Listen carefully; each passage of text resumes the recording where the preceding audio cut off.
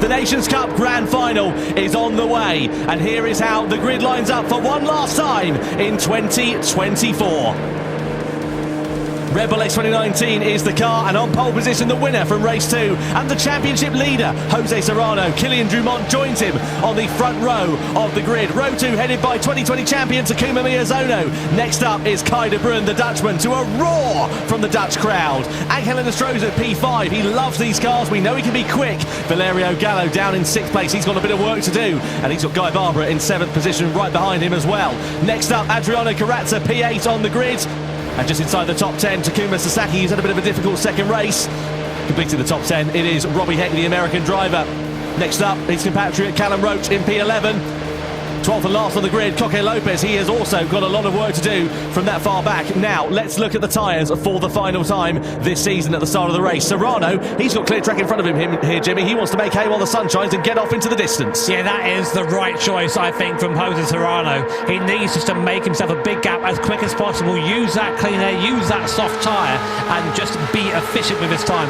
Interestingly, we mentioned Valerio Gallo before we started. He's gone for that hard compounder tyre, so he's opting to try and basically be the cork in the bottle for the rest of the drivers and opting to go fast a bit later on. So then coming through to the start-finish line we are. Here are the live points rankings. You can see Jose Serrano it is that leads it then. 5 points over Kilian Drumont. Double points on offer for this grand final. And only one driver that can be crowned as the 2024 Nations Cup World Champion. Jose Serrano will lead the field across the line. Drumont in second, Miyazono in third. For one final time in 2024, we are about to go racing.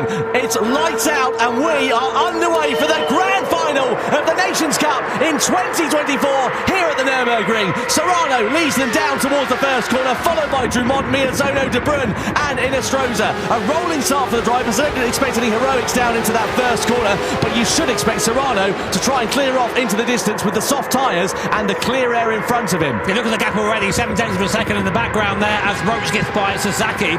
Gallo also moving behind Carrazza, but Serrano, the right choice for him for his race, is just going to get away early and try and avoid squabbling with his guys behind him. Drumont ahead of Miyazono, and Kai de Bruyne looking already for a move on Takuma Miyazono. Maybe a bit of contact on the way there through there, but de Bruyne up into 3rd place and showing his intention early. He didn't take that one lying down, did he, Kai de Bruyne? He wants to make hay whilst the sun shines. He knows how tricky this Nordschleife circuit is. We're on the Grand Prix layout at the moment, but as we head on to the proper Nordschleife, it really does begin to narrow up. Look at that, 1.5 seconds for Jose Serrano in the opening stages of this race. Keen to see also what Robbie Heck is going to be able to do from 7th position. He's on the soft tyre, and he is going to be a lot quicker than those in front of him on the medium compound tyre. But will he be able, of course, to use that speed? That's the question that we were asking at the start of this race, and as we head on to the green hell, we're about to find out what will happen. Bit of a wiggle on the exit of the corner there for Kai de Bruyne. And down in towards the elevation and the fast part of this circuit we go. Just beautiful to watch this on board here with Takuma Miyazono. And you can see how close he is to Kai de Bruyne, but he's not going to be able to use any of that momentum at the moment. So de Bruyne's hoping to hold it into 3rd place and then try and use some of the strategy a little bit later on to try and play things out. It's mad seeing the speed of these things through the first part of the Nordschleife here, the Nurburgring proper, and you had no time to think. You get through one corner and another one is upon you, completely flat there after Flugplatz. Now we take the long run down towards Schwedenkreuz, a corner that in real life for most cars is a bit of a lift and a bit of a panic, and this car, watch Takuma Miyazono throttle input there through his left-hander. Of course, completely flat at 200 miles an hour before braking hard down to just touch the grass there on the left. Very lucky to get away with that, and now we plummet down towards the forest, between the trees, down towards the compression and the foxhole. Again, completely flat down here for these drivers, keeping that foot pinned even for the left-hander here before we slow right down for Adam now forced a very tricky section through here. And Takuma Miyazono showing that you can follow close to Kai de Bruyne, who's touched a couple of curbs through there, unsettling the car. You don't want to do that. The curbs here on a Nordschleife tyres that are very tall. You hit them in the wrong way, they're going to send you into the barrier. Robbie Heck making good progress. He's got himself ahead of Angel Enestrosa, up 5 places from where he started. So he really managed to take advantage of that soft tyre when they were on the Grand Prix layout of track, and now he's up inside the top 5. I wonder if his progress is going to stall somewhat as we come through this section of the circuit. You can see Miozono and De Bruyne very close to one another, and then a fairly pronounced gap, about 1.5 seconds or so, back to Robbie Heck in P5 at the moment. Enestrosa in 6th position, Carazza inside P7, Gallo on the hard tyre. I suppose the converse as well, Jimmy. We're talking about the soft tyre and not being able to use it necessarily to your advantage on this tricky section of the track. If you're on the hard tyre, it might be a benefit because you might not be able to let anybody pass at this point on the track. Yeah, sort of the idea really. You use the hard tyre to really hinder other people. But here's a replay. We're on board with Carazza going down a T1. We have a lunge on Guy Barbara. We got to look at it. Barbara and Gallo are side by side. Oh, just a little bit sideways there. There's contact there. Barbara hits the wall and hits Gallo, and Carazza just about manages to get by all of them up into, I think it's going to be a net 6th place once he gets by Valerio. There it is. So a nice start from Carazza there, if not a little bit hectic. Yeah, it was all hectic in front of him really, wasn't it, with Barbara and Gallo coming together in that second corner, and that sort of started off that chain of events. Either way, it's worked out quite nicely for the Brazilian, as Kai De Bruyne has still got Takuma Miozono all over his rear wing at the moment. Drumont's doing enough, 3.6 seconds though behind Jose Serrano, but the race will come to him a little bit later on, so there's no point worrying about the gap in front. All he can do at this point is control what is in his hands, just worry about his own race and get on with the job. In towards the carousel, probably the most famous section on this Nordschleife circuit. I watched this and how? that absolutely froze it through there, and now we get to the highest point of the circuit, Hoa Axe, this corner, and it's all downhill from here, although literally, not figuratively, as we now just try and make our way through what I think is the most challenging part of the circuit. So much camber, so much elevation here from Nurburgring, like it's nothing. Completely flat through there, on the brakes, use the camber on the inside of this right hand, and again, dive to the left, hug that curve before you come up to Brunson 1 and Brunson 2, otherwise known as YouTube corner. In this right-hander, again, just throwing the car. It looks effortless in this Red Bull X 2019. It's just ridiculous to watch this, isn't it? So blind they are, those corners as well. They come up you so quickly, don't they, through there. Just a little bit wide through on the left-hand. There's a few moments to go. Down through the compression we go into there. Just a lift of the floor there. It's a fan scar. What's going on? I could not keep up with this. This is too much. I mean, like, this is why these drivers are the best in the world. And it might look easy watching it, but you think how quickly these corners are coming up on you. You have to be precise every corner, otherwise you end up just spearing off this barrier. Climbing the carousel now. See, De Bruyne not quite. See, this is what I mean. A little bit eager on the throttle there, and then slow on exit. And that means he's going to be under attack from Takuma Miozono going on to this long back straight in the Dottinger. Yeah, lovely to see the Dottinger again. Great chance for some slipstreams as well. De Bruyne is being pulled along somewhat by Kylian Drumont. Miozono, did he lift off the throttle there coming down that back straight? Just wonder, because he was quite close to Kai De Bruyne and he's not quite able to find his way past. Maybe sending a bit of fuel in the early stages of this race, something to consider as well, because they are pretty thirsty machines, this one. He is now side by side at the end of the Dottinger, then through the left-hander we go, and still he is on the outside here, but you've got to be careful because it's a bit sketchy going through there as it's so close to the grass. Into the braking zone. We've seen a few instances there in the Gran Turismo World Series over the last 6 years or so. Thankfully, not this time. Yeah, to give you an idea of the pace advantage, it's a 6.24 from Serrano from a standing start for a rolling start, and a 6.30 from Kylian Drumont. So that's a 5-second difference there between the two drivers. And Drumont now doing a good job in second place, the faster of the medium runners, but not able to keep the pace of Serrano on that soft. Lopez opting to come in early from that hard compound tyre, as we thought he would, but Gallo, from what I can see, has opted to stay out another lap. I was just about to say, interestingly, Gallo and Barbara have not decided to pit then, so they're going as long as they can on the hard tyre. I mean, we generally say that the hard tyre is lava. You want to stay off for as long as possible, for as short time as possible, but there's obviously some method in the madness here for Coque Lopez. He thinks he can either eke out either the soft or the medium tyre an extra lap. Again, doesn't sound like a particularly long amount of time, but when you consider the amount of tyres, the amount of force and energy going through them, a lap around here, it's an awfully long time, and you've got to make that gamble and be confident in it before you come into the pit lane, because if you've made a mistake, well, you're going to pay for it for the next 6 minutes. I mean, I did watch some practice earlier on, and the soft tyres are pretty cooked after 2 laps, with Serrano just gone on to lap 2 of that soft tyre. So I think it stands to reason the medium might struggle to do 4 as well. But we settle on the watching Kaiser Bruin making his way through the chicane, very, very quick through there, and now back on to the Nordschleife, the northern loop. Really awesome to see these cars make their way around this legendary circuit. I mean, we'd race it every time we come here if it was up to me, of course, but that's why it's not up to me. Look at the fuel, though, there for Serrano versus Drumont, etc. You know, he's done about 6 or 7 litres more fuel, Jose Serrano. Doesn't sound like a particularly great deal, but that's, you know, another couple of seconds in the pit lane that he's going to spend putting fuel into his car relative to those around him if he's not able to save it. The crucial thing is, of course, that Serrano doesn't have the advantage of the slipstream. He's punching the hole in the air. Those behind the likes of Drumont, they of course can afford to save a little bit of fuel. We saw that with Miyazono on the first part of the Dotting Hill, just lifting off of the throttle, coasting as it were, and just trying to save those crucial sort of millilitres, litres as it were, to try and give him an advantage when it comes down to the pit stops. Yeah, I mean, there is going to have to be fuel that goes in the car. We calculated around 96 litres for the entire race, give or take. And these guys are burning through their fuel quickly. The best on fuel so far actually is this man, Takuma Miyazono. He was doing what he said he was doing earlier on, just sort of hanging behind Kaiser Bruin, being pulled along by this train in front of him, but also saving that time in the pit stop. There's so much that goes into these races. It's not just good enough to be fast, you've got to be smart as well.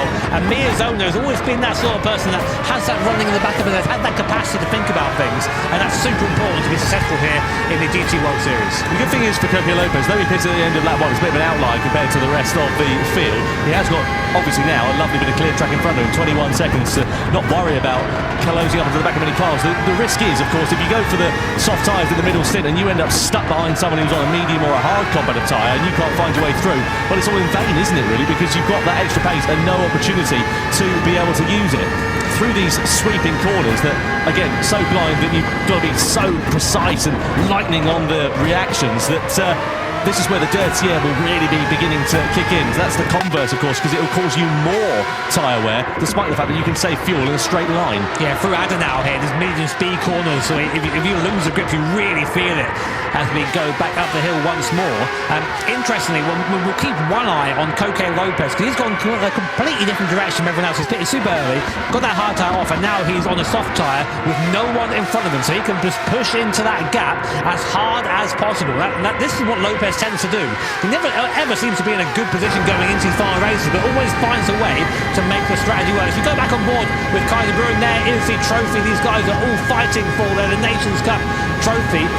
Which man will have his hands on that when the race checkered flag falls on lap 7 in a few moments' time? Kaiser Bruin still there, still on board, getting a time nail from Kylian Drumont. Fuel-wise, Kaiser Bruin and Miyazono have used about 3 litres less fuel than Drumont in front. So staying where they are now actually might be, I mean, that's worth a second. It's 3 litres per second.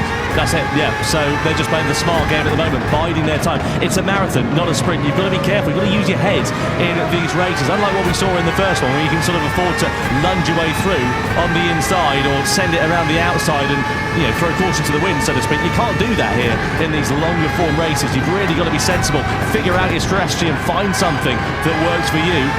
And also, crucially, not make too many mistakes, because a second here, a second there, half a second even, could be absolutely critical. Really interesting to see what the lap time is going to be for these guys on that medium tyre. 6:24 for this is ridiculous for them to fall down. To give you some context, of course, I'm lucky enough to race the equivalent of a Group 4 car in real life, and our best lap time was like an 8:38. That's 2 minutes, 2 and a bit minutes faster. That's just ridiculous around here. I'll give it a amount of time, Jimmy. It's probably a matter of time before you end up in some kind of fast prototype, isn't it? Oh, please, not here, please. I don't want to. Shut your eyes, turn the wheel, hope for the best. We just don't want to do it. Through the long right hander we go, then the fast left hander as they make their way through, and Kaiser Bruin, as we say, just biding his time, keeping it patient. Roach's got a penalty as well down there in 8th position. Didn't quite see exactly what that was all about. He's made up 3 places though from where he started, but he's got Sasaki not too far adrift down there in 9th position. Gallo also, as we know, on the hard tyre as it stands for now. We should see a flurry of activity in the pit lane at the end of lap 2. For my money, you're going to see at least the hard shop runners coming in. I reckon we're probably going to see the soft shop runners of Serrano and Heck probably pitting, because I don't think they'll have much life left in them. Interestingly, the gap to the front hasn't extended in the same way, so I think we're seeing that second lap on that soft tyre is nowhere near as strong as the first. I mean, to be expected. Serrano's tyres now are starting, you can see that the rear tyres are starting to get to the point where they're really, really struggling. That'd be bad traction, bad braking, the bad tyre wear affects everything about a car. As we come down again, watching Kai de Bruin again. Mirzona, I've got the impression, just lifting that throttle, just letting himself coast up to the back of the cars in front, giving himself a maximum possible pit advantage. Now, all these guys come into the pit end this lap. Let's see, Kai de Bruin, Drummond, they all stay out on that medium compound tyre, but our leader, Jose Serrano, is into the pit lane, as is Robbie Heck behind on the soft tyres. So medium trim runners again, trying to go as long as possible, trying to do, 4 laps on those medium tyres, quite possibly. We're on lap 3 now, so Serrano comes into the box. He, of course, has used more fuel because he's been punching the air in front of him, and that is the difficult thing about leading the race in circumstances such as this. Though, of course, you can get clear air and run your own time, you are going to be expending a bit more fuel, and it's a lot easier to gain time on track than it is to lose time in the pit lane. You know, a second here, a second there doesn't sound like a lot, but in the pit lane it takes you ages to get that back on track, doesn't it? Yeah, it really does. I mean, like, as you say, a second in the pit lane is much easier to lose than a second on circuit, or to gain even. So there's Serrano, so he's back now in P10. Lopez, interestingly, ahead of him now on that soft compounder tyre. So it goes to show that Lopez's first stint was actually pretty good. Yeah, really good from Coque Lopez, former Nations Cup champion, of course. Won it back in 2022, part of the winning lineup as well as Team Spain when it was a team competition in 23. I'm trying to understand. Lopez must have been a blinder to do that, surely. Well, am I being silly here, Tom? No, he's worked it quite nicely here so far. You know, he's still 17 seconds off the back relative because, of course, he's got Robbie Heck behind. He's closed up the gap quite nicely, about 5 seconds or so, compared to where he was as when he came out in that pit stop. So it's working out quite nicely for Coque Lopez, but again, those around him have still got to make their pit stop. You know, there's another 10 seconds roughly there and thereabouts in Astroza, Sasaki to make up the road. So we'll see how it works out. And of course, the converse for Lopez, though he's got that nice bit of clear air, he doesn't have the slipstream. He can't save fuel like those others who are in close competition around him. So that could come to hinder him when he gets to the pit time again. Yes, definitely. And from there, right now, the men in the best possible position for that are De Bruin and Mirzona. Now, Kylian Drummond is now leading this race. From the front back, the Frenchman always been very, very fast in these competitions, and we know he has the ability to win here in the Gran Turismo World Series. Fastest lap, though, so far belongs to Takuma Mirzona, the man in 3rd place, a 6:25.7, only marginally faster than the cars around him, but enough to have the fastest lap for now. But I guarantee you, as the race goes on, that is going to fall dramatically. Yeah, no doubt about that. Kai de Bruin just keeping watching brief on proceedings. There is Kylian Drummond. In terms of the fuel, he's exuded another 4 litres compared to the Dutchman at the moment. So just see how tight those margins are there as well as they make their way through these corners. It almost looks like they're flirting with the grass, the curb, every single opportunity going through those fast corners. What's the magic of the Nordschleife is it isn't as a traditional racetrack. It's a relic from a time that's gone, but still somehow used and raced on today. Well, look how close these barriers are. You make a mistake, you're on the grass. When you're in the grass, no grip, you're in that barrier almost straight away. And it really is a track that demands your attention. It demands skill and precision. And then on top of that, we launch these guys into the fastest cars in the game and go, yeah, off you go. Enjoy that, have fun. I say that outside of the Tomahawk. I would love to see a race in those. That would be class. Yeah. One day. And that's the thing I love about the Nations Cup as well as the variety. You know, we started off in 1,000 horsepower road cars, no downforce, you know, not particularly brilliant when it comes to braking power compared to a racing car. And then speaking of that, we end up in a racing car for the second one, where we're in, you know, a 90s Formula car. And then for the last one, we're in a modern day hyper-powered Red Bull X 2019, which has got more downforce than you can shake a stick at. It's Lopez. Yeah, making his way past Robbie Heck. Heck on the hard compound of tyre here, coming through, and that was nicely done. Heck not holding him up too much, but again, nice bit of clear air there. Coque Lopez to just try and take profit of it. Where's his next gap up the road? 18 seconds. He's again in a nice, comfortable position at the moment, but again, I just wonder what it's going to look like for him in terms of fuel relative to those up the front. I'm just looking at the the fuel savings for some of them, 32, 33 litres for De Bruyne and Miezono. Lopez, about the same, 33. He's just ticked over to as well. So it's working out okay there for Coque Lopez. He's on the soft tyre, but let's not forget, he is going to have to owe the medium tyre at the end of this one, whereas others around him may owe the soft. So it might put him out of sequence.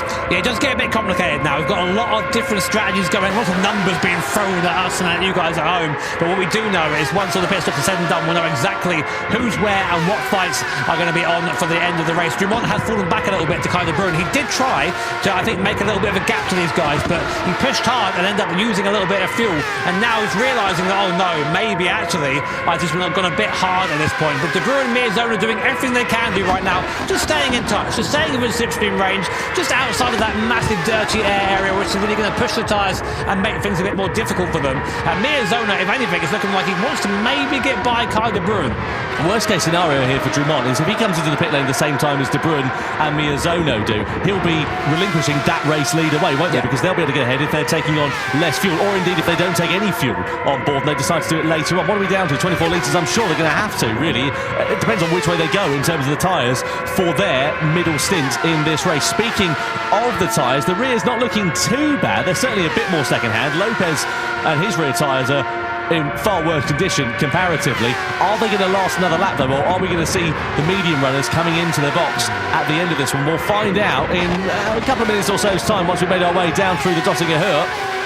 Lots of battles and strategies to play out. Either way, the top three at the moment, Dumont, De Bruyne and Miezono, bit of an exhibition at the sharp end of this race. They have controlled this one very comfortably indeed so far. Now will Miezono save more fuel, or will he just get the slingshot, try and get onto the back of Dumont and then take the race lead from there? Who knows? I mean, here we go. Looking back from Kylian Dumont, he's pulled a bit of a gap there. Miezono, now watch that little bar, the indicator on the right-hand side of the steering wheel. Will we see any lifting from Takuma Miezono? Maybe he's just turned the fuel down. You can do that in these cars. You can turn the fuel mix down a little bit. It slows down the car, but saves a little bit of fuel on the straight when you've got the slipstream anyway. The car has to do less work. It's the right time to do it as they all break hard down into the end of the lap. Off the Nordschleife, we go back on to the GP circuit, and as predicted, all three cars come into the pit lane, but that will mean that De Bruyne or Miezono will likely go up into the lead now. Look at the fuel difference. Miezono has saved 7 litres of fuel over Dumont. That's massive. That's over 2 seconds. It's huge, absolutely huge. As we say, very, very difficult to gain that back when you get onto the circuit, unless, of course, you're following a car quickly on the Dottinger Hurt. So De Bruyne, Dumont, Miezono, Inestrosa and Roach all in the box off of the medium compound of tyres. Sasaki and Karatza have decided to carry on, presumably in their middle stint, unless they've just not come around to the pit lane yet, because of course they were a fair old way back. So fuel going on board, soft tyres for Dumont and De Bruyne. Miezono, the outlier there, he's going onto the hard compound of tyre for this middle stint. So he's going to try and hopefully gain track position and then keep the rest of the drivers behind him on the Nordschleife circuit, and it's worked out quite nicely for Miezono because he has now got track position, but of course he's got a slower compound of tyre. I have to apologise for missing something a little bit earlier on. I wondered why Serrano had dropped behind Coque Lopez. It's because the opposite take is still there. He's done his dual stop, Serrano, now. He's putting all the fuel he needs to get to the end of the race, and now has track position over Miezono, Dumont and De Bruyne, but he does have to go onto that hard tyre at the end of the race. Miezono opting to do that now, so really there's a bit of a gap again for Serrano to drive into, so that might have been an amazing strategic call from Jose Serrano.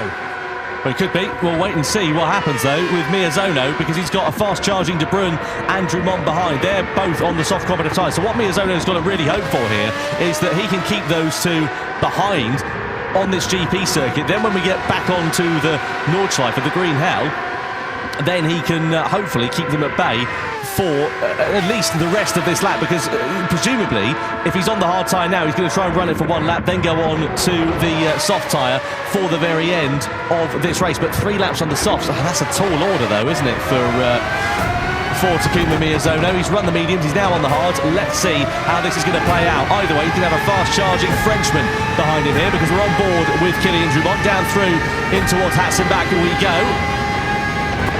And again, you can just see how narrow and tight it is. You've got to thread the eye of a needle through these corners. But look how early Dumont can get on the power and how late he can get on the brakes. The Achilles heel for Miezono here is going to, when we come up towards the flag puts, because look at that, around the outside to Kylian Drumont, and I don't think Miozono's going to have anything left in his locker. Indeed, he doesn't, and Drumont accelerates his way through, effectively, into a net race lead. Kind of Bruyne follows him through as well, follows Drumont through. They do not want to lose time behind Miozono, so now Drumont and De Bruyne need to really push and get away from Miozono, because he is in that hard compound tyre, but while using the draft, he can sort of stay with them, but that will, of course, fall away as they go through the corners. Through Schredenkreuz, now breaking hard down to Arenberg, get the car into the camber on the inside, hook it in, and then back full gas as we go down the hill back towards the compression of the Foxhorn. You can see the difference just there already, one corner, and the gap's up to 0.5 of a second. Look at Serrano though, he's only, 5 seconds up the road compared to Drumont, and Drumont on a quicker compound of tyre, taking fuel on board as well. So Serrano here on this middle stint, he's going to be struggling. There's going to be a bit of damage limitation, and of course he owes that hard tyre at the end of this race. So again, it could be a smart strategy, but it might not work out for the Spaniard. Let's have a look and see what happened then here. So Miozono just ran it a bit deep, couldn't get the car rotated. Drumont said thanks very much, went straight through, and then De Bruyne said thanks very much as the slipstream came into effect with Kylian Drumont and managed to sweep on. I've never seen a move like that before at that corner, but I've also never seen... Serrano, penalty. That's huge. Colliding with another car. When was that? Was that Carrazza? We'll have to wait and see. I did wonder if the gap had shrunk down. It looks like it, clearly has, hasn't it? So Serrano now with Drumont. Let's have a look at what happened then here. So Serrano, I was with Robbie Heck, isn't it? It's further back and up the inside, and it was the merest of touches going through there, wasn't it? It was very tight. I mean, our stewards do have access to different angles than we do. They will have looked at that a few times before handing out that penalty, but that's going to be huge for Iseto there. He's really going to have to push to make that time back. The second might not seem like much on a circuit this big, but these guys, that's how tight the competition is. 1 second can make all the difference. Now, interestingly, do you know who the fastest man on track right now is? Well, not this guy. Yeah, but it's Valerio Gallo on that medium compound tyre, currently in P7, and he is someone who still has the soft tyre yet to run, and he is gaining on Miozono in front. Well, you've got Italy's fastest man out on track, and you've got Spain's maddest man, I'm sure, in third place following that penalty as well. So, a difficult middle stint then here for Jose Serrano. As you say, it was just the lightest of grazes. Meanwhile, Adriano Carrazza up into second. He's all over the back of Takuma Sasaki. Is he going to be able to find his way through on the Japanese driver as we come through this series of corners? Well, if you give Carrazza an inch, he'll take a mile, and I wonder whether he's going to think about it before too long. He's not close enough to mount a challenge at the moment. Both of these drivers on the medium compound of tyre, both will be pitting at the end of this lap because they're going to be critical on fuel. 8 litres left for Sasaki, 8 litres left for Adriano Carrazza, and they'll be coming out of this one on to their next compound of tyre, because they've done a first stint rather on the medium compound of tyre, so presumably they're going to go to the hard tyre for 1 lap only and then try and run the softs to the end of the race. So what they try to do is get the overcut effectively on them. But what's the gap now down to? 15.8 seconds to Jose Serrano. That's a bit of a bold strategy, that one, isn't it? Yeah, sorry, I was just chuckling to myself watching the gyro cam from there. It looks so fast through there, man. I mean, I've done a few silly laps around the Nurburgring silly cars, and I just think to myself that, like, I cannot do that. Oh, Sasaki there running it very wide on the exit of onto the straight, onto the dot under her there, and now Carrazza will have that draft down the straight. Usually it's easy to pass it, but these guys are both on very little fuel indeed, so they're going to have to take fuel here. How much they take, of course, might not agree with each other. We might see Sasaki take a lot, we might see Carrazza take a lot, but we'll see as they come into pit lane underneath the Bullstein Bridge as we go now down towards the heavy braking zone. Sasaki looking up at the screen there, because they can get a bit of info from the screen. They can see the same big screen you guys can out when the audience and at home, so sometimes you'll catch the players glancing at that to get a little bit of an idea of what's going on around them. You do hear of that in F1 as well. Drivers, when they've got a commanding advantage, will just have a look up at the big screen to see what's happening. Sasaki and Carrazza then, as predicted, into the pit lane. They cut that very, very fine. 1 litre of fuel left for Sasaki in his Red Bull X 2019. So Serrano is going to take over at the front, but the deficit between himself and Drumont now down to 2.1 seconds, and Drumont is going to be coming very close to the back of him very, very soon.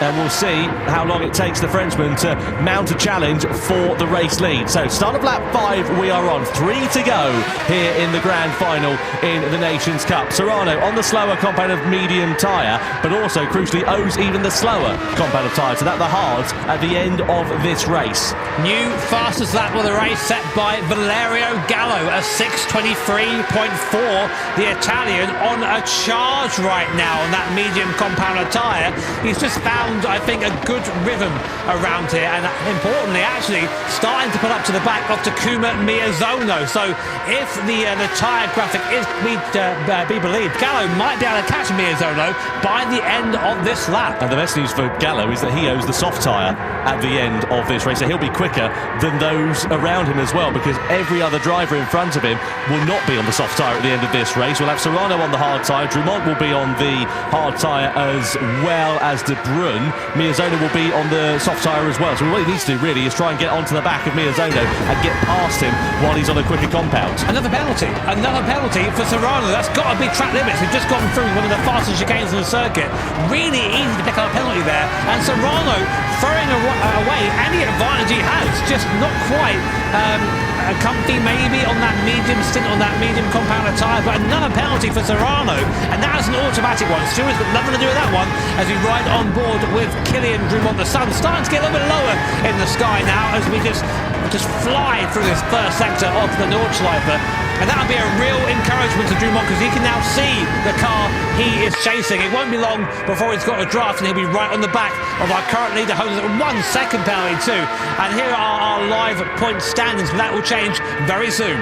Yeah, certainly will. So Serrano could be costing himself a chance at being crowned the 2024 Nations Cup champion here, because as you can see, very fine margins, double points on offer for this grand final as well. So if Drumont is able to leapfrog the Spaniard, it will be Drumont who is crowned as the champion, but De Bruyne, Miyazono, all relatively close behind as well. Let's have a look at what happened here to Serrano then. So as Jimmy said, coming in towards the chicane, he just clambered the curb a bit too much going into the part of it, and he knew straight away, didn't he? Bit his lip there, shook his head, and that was it, unfortunately. Big shame there for Jose Serrano, and you can see now the Jaws music is being cued in the record player, because Drumont and De Bruyne are very close behind indeed. Now, interestingly, Kai De Bruyne has done an amazing job saving fuel, whereas Kylian Drumont has 19 litres left in the tank. Kai De Bruyne has 26. That is nearly 3 seconds in the stop, and that's going to be huge for the Dutch driver when we come round to our last round of pit stops. But we've still got to get there first. This circuit bites, especially when you don't expect it. 1 lapse of concentration and you find yourself in the barrier. So if you're Kylian Drumont here, do you try and find your way through on Serrano as soon as possible, or do you just play the long game, wait for him to serve that penalty? You've got to send it. You've got to get through as quick as possible here, because he's going to be slower through that last sector. I'd say this is a good chance. Up the hill towards the carousel here, we go through Bergwerk, and then we have a nice long section. Drumont should gain a little bit into Bergwerk through the right hander. He does, and now it's full front up the hill. Use the draft of the car in front. Maybe not quite close enough though, but he needs to get by. He can't afford to wait, because there are cars who maybe aren't directly behind him right now, but are also threats when it comes to the last round of pit stops. The other thing to consider here is that Drumont and De Bruyne are on that soft tyre. We saw there was a big drop-off in performance on that second lap, and they are now on lap 2, so there is a possibility that the tyres could be coming a little bit more towards the end of their life compared to the medium tyres, relative to Jose Serrano in front, of course. Yeah, definitely. I think I just heard Drumont there turn the fuel down as he couldn't get any closer to Serrano. Now right on the back of the Spanish driver as we go into the carousel for the 5th time. He launched the car to the bottom here and just ride it through. Incredibly bumpy through here. Very easy to just spin a tyre if you get on the throttle too early on the exit. And now we go back up again to the highest point of the circuit. But actually Serrano, impressive enough through there, still keeping that gap of 7/10. Certainly is.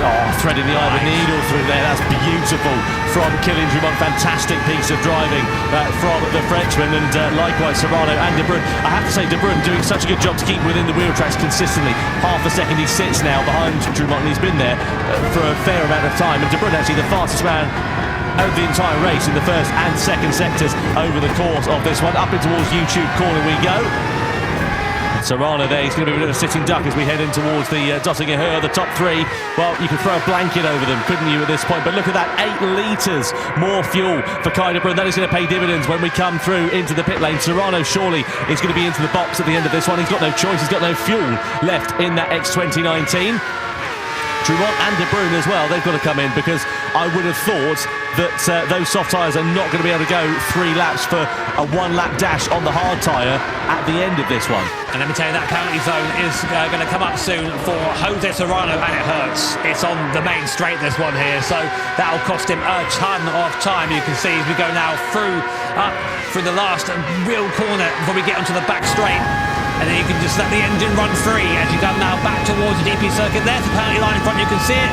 Serrano crosses it now, slows down massively. Oh man, look at that. Closing speed is incredible, isn't it? But Serrano, luckily, will have the draft. He should pick the car back up again nicely. He has fallen back a little bit, but that's not going to hurt him as much as we originally thought. But the problem is he's lost track position. They're all going to have to take a bit of fuel on board for this final stop. And again, the big outlier here is going to be Kai de Bruyne. He's got 12 litres left. Drummond in front has got 4 litres. Serrano just 2 litres. So again, very, very fine margins. Here are the live point standings. Now Drummond has got the head of Serrano. He now would be crowned as the Nations Cup champion, but there's still 2 laps left and remaining. 1 litre of fuel left for Serrano. Cut that very, very fine indeed.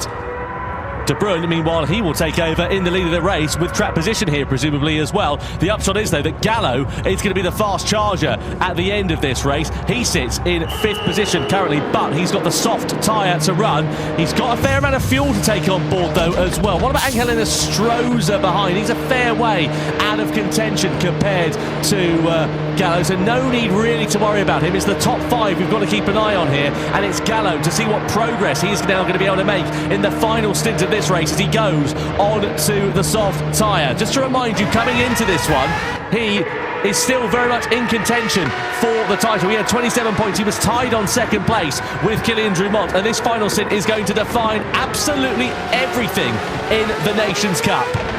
Wow, it comes down to this. Kai de Bruyne out front, 3.4 seconds is the gap owing to his fuel saving throughout the race. Great strategy there from the Dutch driver. That's the gap on circuit. That is the gap to the end now. Behind him, Jose Serrano still within touching distance. Takuma Miyazono out of the pits now, and look, on that soft compound of tyre, if there's something you don't want to see in the mirrors, it is Takuma Miyazono on the soft tyre. This guy is a rocket and now has the fastest car possible until the end of the race, but as does behind him Valerio Gallo, incredibly fast Italian driver. Alternative strategy from the rest, but now also within touching distance. It's going to be an absolute dogfight to the end here, and I cannot wait as Serrano already latches onto the back of Kylian Drummond. Big outlier in this one, of course, is Takuma Sasaki. He's out of sequence compared to everybody else. Although he's in the race lead, it's not the race lead, effectively. It's the net race lead is being decided between De Bruyne and Drummond and Serrano at the moment. But keep an eye out for Miyazono and for Gallo as well, because they're both actually now on the soft compound of tyre at the end of this one. If the checker flag fell now, of course, I know it's a bit difficult with Sasaki being in the race lead. Gallo would finish a joint 4th place in the championship standings, which is not where he wants to be. Miyazono would be 3rd in the championship standings as well. So we'll wait and see how this one is going to play out and see what the gap is going to look like between Sasaki and De Bruyne as well. Up to 10.5 seconds between them. Sasaki, as we know, on that soft compound of tyre, so he's trying to get the overcut, effectively go a lap longer now on that soft tyre compared to everybody else. In fact, he was a lap longer on his first stint, I beg your pardon, so he was a lap longer on the medium tyre at the start of this one, which is why he is now out of sequence relative to those around him. So yeah, be interested to see what happens once this final pit stop has taken place, and once we get onto the final lap, then we will know proper what the order is going to look like for the victory. Guys, you are watching right now a master at work. This is Takuma Miyazono on the soft compound tyre, and now all he has to do is qualifying laps. Push hard now to the end of the race. Serrano ahead of us on the relative 6.9 seconds. Incredibly nice is the gap between him and Serrano. If anyone can close that down, it is this man flying down now towards the compression in every corner, every braking zone. He's going to be taking time out of the Spanish driver owing to that soft tyre. But as you said, Tom,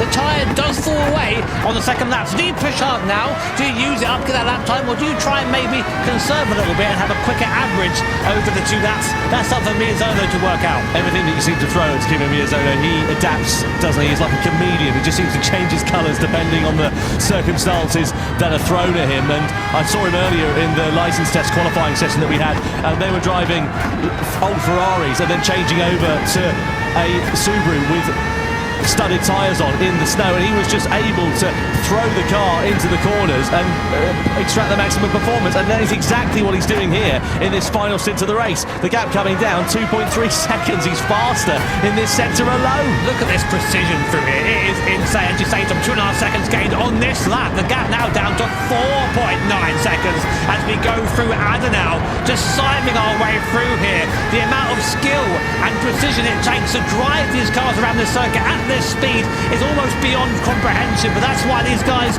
are the best drivers in the world at Gran Turismo. Through Bergwerk now, heavily on that throttle, and now a chance to breathe. And I think I just caught a glimpse of Serrano in front there, and it's a completely different ball game when you see that car you're chasing.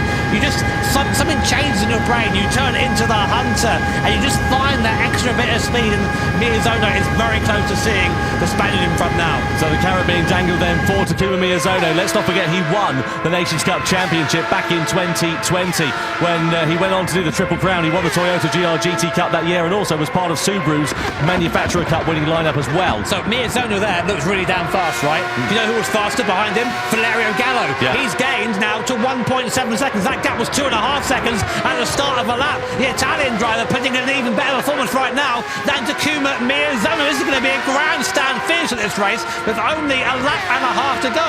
Who's it going to be? These guys do have the tire advantage, but they've got to get past Kai de Bruin, Kylian Drummond and Jose Serrano if they want a chance at taking this Nations Cup final championship. So 1.5 laps then to go here at the Nordschleife. Through into the right-hander here for Valerio Gallo. I suppose the difficult thing for him is he's going to come into dirty air before too long as well. That's the problem when you're following cars through these fast sweeping corners. 1.7 seconds between Miyazono and Gallo it stands at the moment, but once he of course gets closer to the Japanese driver, it will start to hinder him a little bit more.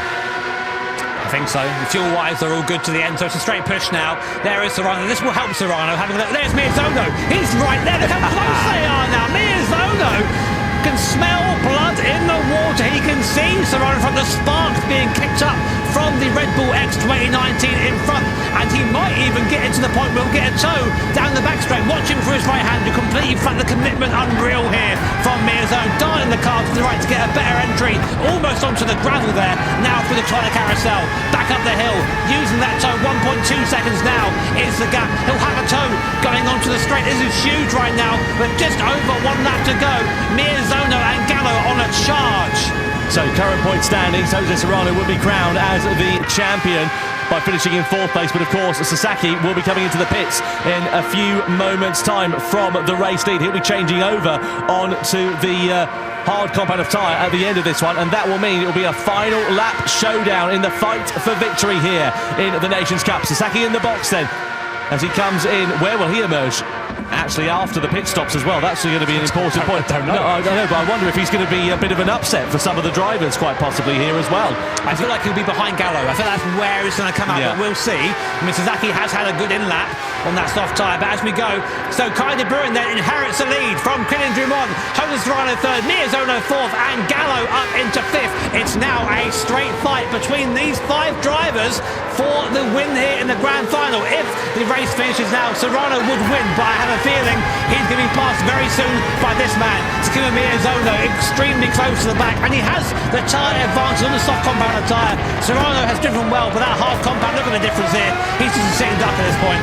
Yeah, Miyazono's had a particularly good run in this weekend so far, and he's now all over the back of Jose Serrano. He's lunging his way to the inside of the Spaniard, down into the hairpin, and Miyazono goes up and through into 3rd place. He made that look so easy, and that then elevates him up into 3rd now in the championship standings. Next target, Kylian Drummond, and he's only 0.6 seconds away. Yeah, I mean, this is it now.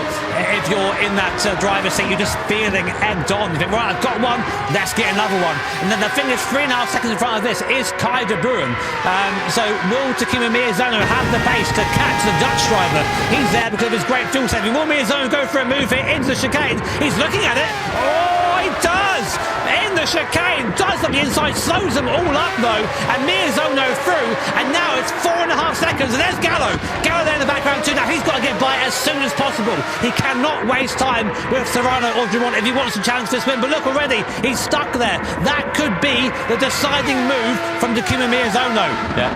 Difficult times then for Valerio Gallo. You can see there if there's a tie at the point, it'll be the driver with the higher result in this grand final race who will be crowned as the champion. Now Miyazono is up and into second. That's enough currently for him to be crowned as the world champion. But he'll be tied on points with Jose Serrano, so of course he needs to finish ahead of the Spaniard. Serrano currently in 4th place, and now here's Gallo trying to make his attempt at a pass over through flag puts on Serrano, but nothing doing for him at the moment. He's so much faster than the Spaniard because the Spaniard's on the hard common of tyre, but he doesn't have the opportunity to use that extra pace that he's got underneath him. He's going to be forced to the outside line here. Gallo's going to be later on the brakes. Is he going to sweep his way through on the inside, then goes to the outside line? Very close quarters here for Valerio Gallo around the outside, and Serrano's not giving this one up easy at all. Side by side they still continue to run, and eventually he has to set up a second best. It's going to be game over for Gallo at this rate. Serrano fighting for his life right now. It's so hard to keep a guy on the soft tyres behind you, but he's doing it well. And all the while's going on, Miyazono is pulling away. Kai de Bruin is still 4 seconds to the good of Takuma Miyazono. If he can just keep his pace up, he might be able to beat the Japanese driver to the line. But Gallo right now, this is the downside on a different strategy. Goes for the lunge, can't quite make a move. You can feel the impatience from the Italian driver, and I have the feeling this isn't going to end well. Contact there with Serrano as dusk begins to settle here, and the Nurburgring lights on as we now fly through the forest, illuminated by the headlights of his Red Bull X2019s. Gallo running out of time to make a move. And this is the problem when you start lower back in the pack. It gives yourself so much more work to do. Gallo has really been compromised by his poor race 2, and now he is paying the price for it here in race 3. He picks up a warning for his troubles as well. One more of those, it'll be a penalty being issued by the stewards. And he's still stuck behind Jose Serrano. He can feel the hopes and dreams of a world title, a second Nations Cup championship slipping through his fingers at the moment. Meanwhile, Miyazono will be rubbing his fingers with glee in about half a lap time if it finishes as it is. I don't know if he can get there. Kai de Bruin's pace in this hard tyre is exceptional. He is being caught by Takuma Miyazono, but not quick enough. Not quick enough, I think, to have to fend off. Here comes Gallo once more, looking for another place up towards the mud curve. He's side by side with Serrano. He can't make it happen. Serrano, a defensive masterclass from the Spanish driver. This guy knows exactly what he's doing. The sparks being kicked up in the dust by the Red Bull X2019. Now looking into the carousel, into the corner before the carousel. Still can't find a way by. It's a disaster for Valerio Gallo. Look at Gallo, he's all over him like a cheap suit here, trying to find his way through, going in towards the carousel, but this is nothing he can do. You can't go 2x2 through that corner, not unless you fancy a taste of the barrier. And Drummond, meanwhile, a bit of a cork in the bottle here at the moment as well, just keeping his powder dry up the road in 3rd place. And this is so frustrating for Valerio Gallo. I'm sure it's going to be game over because we've got less than half a lap to go. And Miyazono, meanwhile, is closing up onto the back of De Bruyne. He's brought the gap now down to 2.4 seconds. I don't know if the victory in the race overall is going to be in question, but he will finish crucially ahead of Jose Serrano on the road, which will be enough, even though it's a tie, for him to be crowned as the Nations Cup World Champion of 2024. This is absolutely superb. So Serrano is doing his best to try and stay on the back of Kylian Drummond, because if Serrano can get by Kylian Drummond, he will be the champion for 2024. But of course, he's got Valerio Gallo behind him. It's looking one eye forward, one eye back, and Gallo is doing everything he can to find a way by. But it's so hard to overtake around here, around the Nurburgring. But we're now coming on to the best place to do that, on to the Dottinger. It's going to be a slipstream battle between these 3 drivers, and basically, if Serrano can get by Drummond, he will be our champion for the year. Miyazono now has caught Kai de Bruin. He's right on the back of Kai de Bruin. If he can overtake De Bruin, he will be unquestionably the 2024 champion. This is so important for the the championship. One more straight to go then to define the 2024 title in the Nations Cup. Miyazono pulls out of the slipstream and sides his way past Takuma Miyazono. But what's happening in the background? What about Dumont and Serrano in the battle for third place there as well? It's very close between them, but Miyazono, he's going to have enough in his pocket. This will give him a 4-point advantage as we come to the checkered flag if he's able to stay ahead of Kai de Bruyne. The Dutchman would love to take victory though. De Bruyne's out of fuel, Tom. He's out of fuel. Oh, disaster for Kai de Bruyne. What does that mean though for Dumont and Serrano close behind? De Bruyne so close to taking victory. It's going to be a big upset here indeed. He's parking his car. Serrano involved in strife. Dumont as well. Takuma Miyazono is the 2024 Nations Cup champion of the world here in Amsterdam. Absolutely superb. Dumont in second. Serrano will come over the line in third. The problems there for De Bruyne cost Serrano really dear in those final couple of corners. It means that Dumont will take second in the standings and Serrano will finish down in third overall now as well. Oh my words. Oh my word. Takuma Miyazono, your champion, Nations Cup champion for 2024 with an amazing drive and all the drama at the end. Kai de Bruyne did a fantastic drive and all the drama at the end. Kai de Bruyne did a fantastic job putting himself in contention but just ran out of fuel. I saw it right at the end there, and in all that chaos at the end, we're going to have to wait for our results, I think, just to make sure we've got the points completely correct. But that was insane at the end there. Unbelievable job from this man here, Takuma Miyazono. He got the strategy absolutely spot on. He performed when he needed to, and he knew he needed to make those overtakes on that final lap as quickly as possible to not get held behind.